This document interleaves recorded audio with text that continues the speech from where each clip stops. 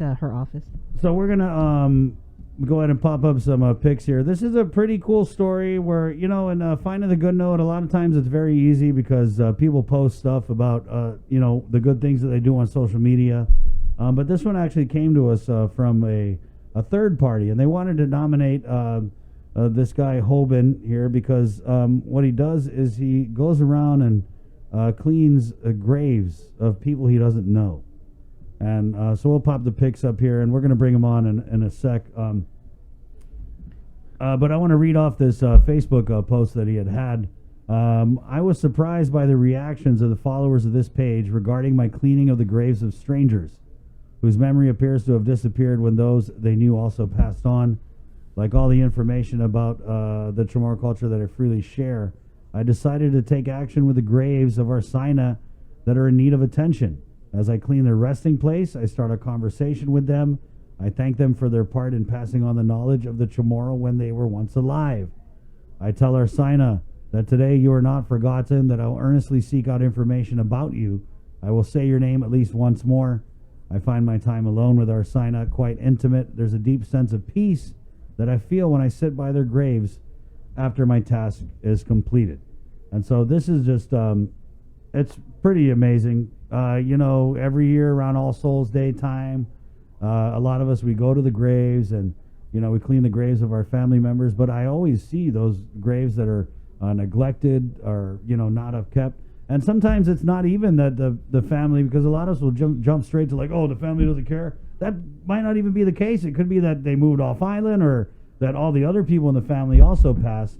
And so I think it was really interesting. We're going to bring Hoben on here just to kind of, I know, and you weren't really looking for a lot of recognition for this. This is something that you do, and you told me that you do it as therapy, right, Hoben? Can you tell us a little bit about that? I do that to help me in my with the VA. They try to tell me to keep myself grounded, and I found myself an interest in the Chamorro people and our history, which led me to the graves of our Saina, and I find deep solace with them when I sit there and then researching them and like I meant what I said, I had to say their names at least once more. I was really surprised by everything that's going on. I mean, I don't really think it's a big deal, sir. I just, it's my own little positive in a world that's so bad right now. And it helps me, corazón, in my heart. I'm pretty sure the person who rests there knows that what I'm doing, and that's good enough for me. Mm-hmm. Yeah. And these are markers that for people that you don't necessarily even know. It's just something that you want to do. Yes, ma'am. The craziest thing was the one I cleaned on the 10th of June. I randomly picked a grave, and I wasn't looking at it, and I didn't realize it, but I cleaned her grave. Her name is Maria Santos King. I posted it Wednesday. Something drew me to the grave, and I just cleaned it and gas painted everything. And then I went home to share it. I did not realize that it was her birthday, June 10th, until I typed it in, and then I looked at the marker again. Wow. And I looked at my watch to look at the date. And I'm a spiritual man. I mean, I'm not I'm not highly spiritual, but that's what happened. I just picked her grave, and I did not realize that the day I cleaned her grave was her birthday, June 10th, 1900. So I was taken aback by that on top of everybody else. I got we got the goosebumps over here. But again, oh man, I freaked out, and I started going. My wife goes, "Did you realize?" I said, "No, I didn't." That's why I called her. I said, "My husband listed."